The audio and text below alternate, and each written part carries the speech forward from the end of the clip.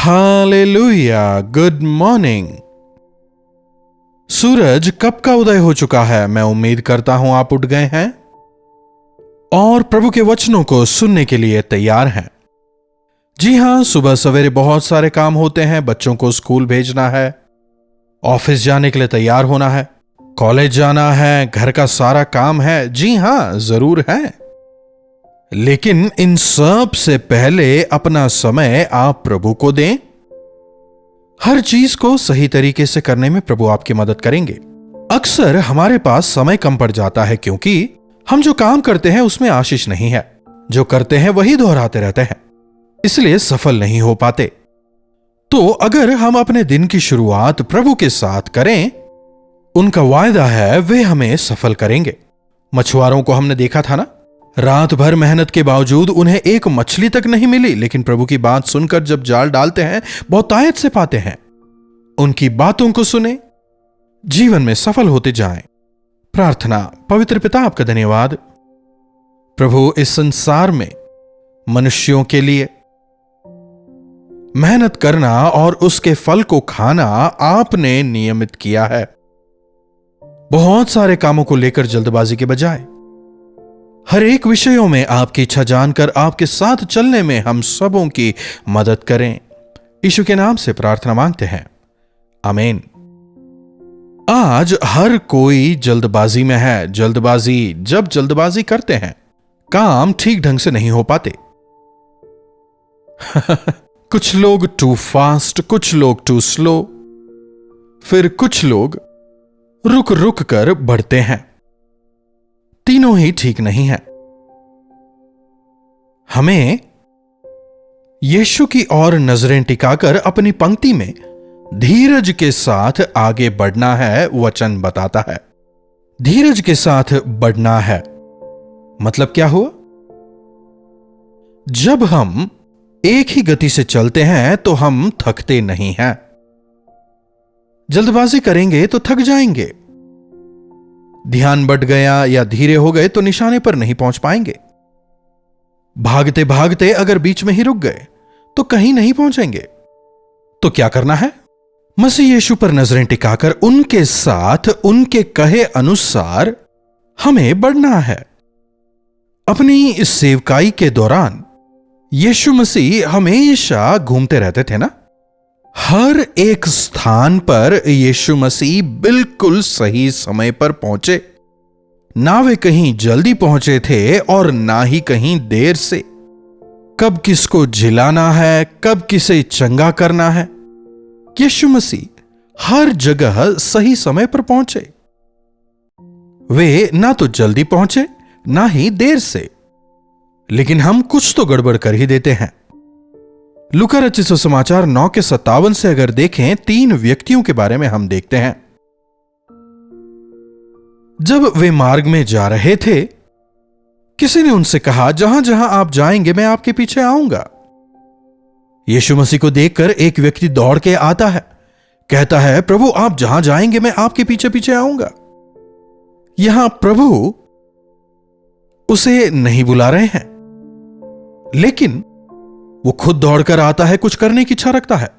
दौड़कर, नौजवानों आज उद्धार पाया, कल पास्टर बन जाएंगे, इवेंजलिस्ट बन जाएंगे। उन्हें लगता है थोड़ा टैलेंट होना काफी है, तुरंत ही करना चाहते हैं। स्वयं यीशु जब इस संसार में थे, सेवकाई से पहले 33 साल उन्हें इंतजार करना पड़ा। शिष्यों को कम से कम 3.5 साल इंतजार करना पड़ा। प्रभु के सानिध्य में तैयार हुए बिना अगर हम कुछ करने की कोशिश करें, सफल नहीं होंगे। Don't be too fast. जो कुछ भी होना है, प्रभु सही समय पर उसे ठीक करते हैं। उनके समय को, उनकी इच्छा को समझना हमारे लिए आवश्यक है। जब सीखना है तब सीखें। एक्सपीरियंसेस जरूरी हैं। पहले खुद सीखना है, फिर दूसरों को सिखाना है।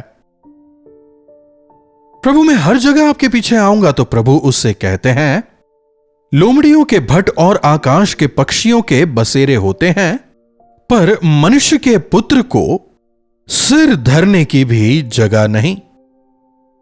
शायद उस नौजवान को लगा होगा, अरे ये चमत्कार करते हैं, इतनी चंगाइयां करते हैं, इतने लोगों को भोजन खिलाते हैं, अगर मैं इनके साथ रहा तो बहुत मजा आ जाएगा, उनके पास बहुत पैसा होगा, बहुत बड़ा आश्रम होगा। शायद उसने ऐसा सोचा होगा। प्रभु आप जहां आएंगे मैं आपके पीछे आ जाऊंगा। जब वो कहता है, प्रभु उससे कहते हैं, लोमड़ियों की भट्ट है, पक्षियों के बसेरे, लेकिन मनुष्य के पुत्र को, मतलब मेरे पास सर रखने तक की जगह नहीं है। मैं यात्रा कर रहा हूं, अपने पिता की इच्छा को पूरा करते हुए मैं बस बढ़ता जा रहा हूं। प्रभु के जीवन को देखिए, दिन भर सेवा करते थे और रात भर प्रार्थना करते थे। वो कितनी देर सोते थे, कितने घंटे सोते थे, यह बाइबल नहीं बताता। एक बार नाव में वे सो रहे थे, वचन हमें बताता है, मतलब कहीं भी सो जाते थे, सुविधाओं को खोजे बिना, घूम घूम कर, बिना अपने किसी घर के उन्होंने सेवा की। पर आज देखिए, लोगों को पहले चर्च चाहिए, पहले मैं घर बना लूंगा। प्रभु के अनुग्रह से मैं करीब 55 साल से प्रभु की सेवा में हूं। एक बड़ा चर्च बिल्डिंग बनाना है, अपने लिए बड़ा मकान बनाना है, ऐसी सोच मुझ में नहीं आई, नहीं आज मेरे पास है। चेन्नई में एक चर्च जरूर है, क्योंकि एक बेस आवश्यक है ना, ताकि वहां से हम सेवा कर सकें। वचन सिखाने के लिए, आपके भेजे प्रार्थना विनतियों के लिए, प्रार्थना करने के लिए इस स्थान का हम इस्तेमाल करते हैं। सही समय पर प्रभु सब कुछ ठीक करते हैं। डोंट बी टू फास्ट, जल्दबाजी ना करें। जल्दबाजी से नुकसान ही होगा, फायदा नहीं होगा। फिर आगे देखिए, दूसरे व्यक्ति को अगर हम देखें, 59वीं आयत, उन्होंने दूसरे से कहा, मेरे पीछे हो ले। एक दूसरे नौजवान से प्रभु कहते हैं, तू मेरे पीछे आ। एक बिना बुलाए पीछे आना चाहता था। प्रभु की बात सुनते ही वो गायब हो जाता है, दोबारा नजर नहीं आता। नाम के लिए, प्रसिद्धि के लिए प्रभु के पास आते हैं। क्रूस उठाकर चलने के लिए कितने लोग तैयार होते हैं, ठीक है, तो अगले को प्रभु बुलाते हैं, तो मेरे पीछे आ। कितना बड़ा सौभाग्य, मेरे पीछे आओ, मेरी सेवा करो। अगर प्रभु हमसे कहते हैं तो हमारे लिए कितना बड़ा सौभाग्य है। मेरे पीछे आ, मेरा अनुकरण कर। कल्पना करिए, आज राजा महाराजाओं का राज्य तो नहीं है, चलिए मान लेते हैं प्रिंस चार्ल्स या ऐसे ही कोई महान व्यक्ति अगर हमें बुलाएं और कहें कि मेरे साथ रहो, मेरे पीछे आओ, तो उस बात को सुनकर हम क्या करेंगे? नहीं नहीं, मैं अभी बिजी हूं, मैं अभी नहीं आ सकता कहेंगे या तुरंत पीछे चले जाएंगे? यहां आकाश और पृथ्वी के सृष्टिकर्ता, ईश्वरों के परमेश्वर, स्वर्ग पहुंचने का केवल एक ही मार्ग प्रभु यीशु। जब वे आपको बुला रहे हैं तो आप में शंका क्यों पैदा होती है? अरे मैं तो अभी नौकरी कर रहा हूं ना, पढ़ रहा हूं ना, बहानेबाजी। प्रभु के अनुग्रह से 18वें साल में मैंने उद्धार पाया। कुछ ही महीनों में प्रभु ने मुझे बुलाहट दिया। प्रभु ने मुझसे कहा कि मैंने तुझे चुन लिया है, बुलाया है, तुझे मैंने नियुक्त किया है। जैसे ही प्रभु ने मुझसे कहा, मैंने कोई सवाल नहीं किया। उद्धार पाने के बाद केवल 6 महीने का समय ही उस समय तक गुजरा था। बस प्रभु की बुलाहट को सुना, सब कुछ छोड़कर आज तक प्रभु के पीछे चल रहा हूं। आज मैं किस प्रकार जी रहा हूं आप देख रहे हैं ना। प्रभु किस प्रकार से मेरा इस्तेमाल कर रहे हैं। उनके पीछे चलना कितना बड़ा सौभाग्य है, मैं खुद इसका गवाह हूं। तो यहां पर जब प्रभु इस नौजवान को बुलाते हैं, क्या वो तुरंत प्रभु के पीछे दौड़ आया? देखिए वो क्या जवाब दे रहा है, प्रभु मुझे जाने दें कि मैं अपने पिता को गाड़ दूं। मैं आऊंगा, लेकिन पहले जाके अपने पिता को गाड़ आऊं। नहीं लिखा कि पिता की मौत हो चुकी है। अगर पिता की मौत हुई होती तो प्रभु से कहते उन्हें आकर जिलाएं। पिता को गाड़ आऊं कहने का मतलब पिता की मृत्यु के बाद ही तो संपत्ति का बंटवारा होगा ना। मतलब इसका उद्देश्य क्या है?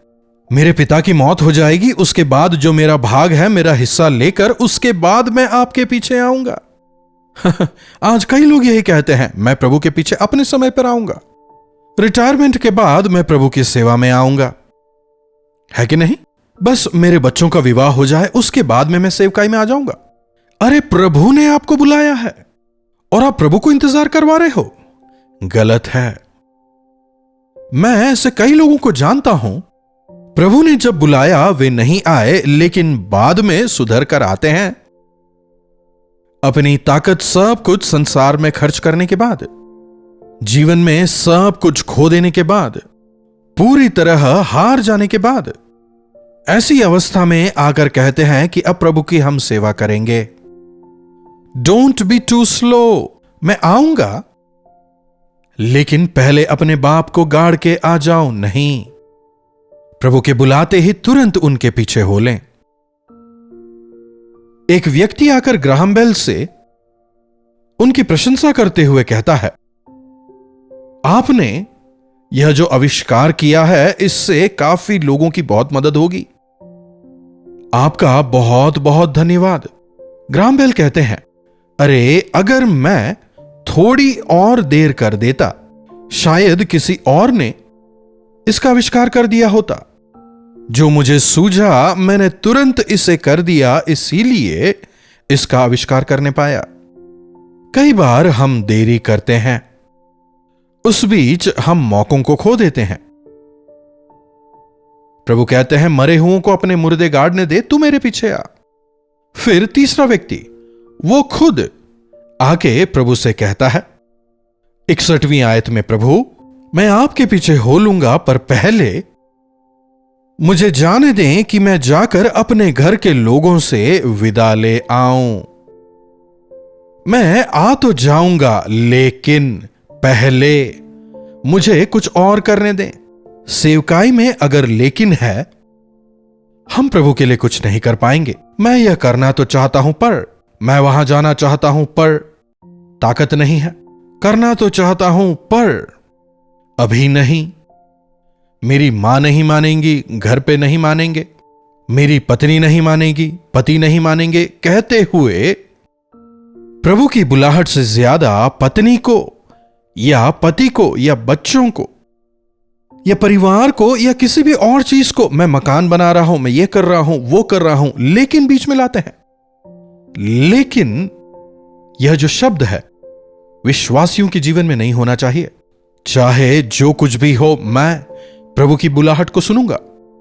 कहने वाले आशीष पाएंगे। यहां अगर देखें, तीनों ही किसी ना किसी कारण को देकर प्रभु की बुलाहट को नहीं स्वीकारते, उनके पीछे नहीं आते। प्रभु कहते हैं, हल पर हाथ रखकर पीछे देखने वाला परमेश्वर के राज्य के योग्य नहीं। अपने जीवन में पहला स्थान क्या प्रभु को देते हैं, या फिर पत्नी को, नौकरी को, बच्चों को, पढ़ाई को, किसी और को देते हैं, तो आपका जीवन सफल नहीं होगा। पहले मेरे राज्य और धर्म की खोज करो तो तमाम चीजें तुम्हें मिलेंगी, प्रभु कहते हैं। प्रार्थना। महापवित्र पिता परमेश्वर, प्रभु हमारी मदद करें कि ना हम आपके आगे चलने वाले हों, ना आपके पीछे, और ना ही आपकी बातों को या बुलाहट को अनसुनी करने वाले हम हों। प्रभु आपकी आज्ञा मानकर, आपकी इच्छाओं के अनुसार आपके साथ जब हम चलते हैं, तब सफल होते हैं। एक सफल जीवन जीने का अनुग्रह हमें से हर एक को दें। यीशु के नाम से प्रार्थना मांगते हैं, आमीन। अब हमारे पिता परमेश्वर का प्रेम, प्रभु यीशु मसीह का अनुग्रह, पवित्र आत्मा की संगति और सहभागिता हमें से प्रत्येक के साथ आज, कल और सर्वदा बनी रहे, आमीन। प्रभु की स्तुति हो। अपने प्रार्थना विषयों को आप 9884907779 पर व्हाट्सएप, वॉइस मैसेज या फिर टेक्स्ट के जरिए भेज सकते हैं। कॉल करके भी आप बात कर सकते हैं, हम आपके लिए प्रार्थना करेंगे। इन्हीं वचनों के साथ आज मैं आपसे विदा लेता हूं। प्रभु आप सबों को आशीष दें। कलवरी दर्शन, ये है प्रेम के दर्शन, यीशु प्रेम के दर्शन।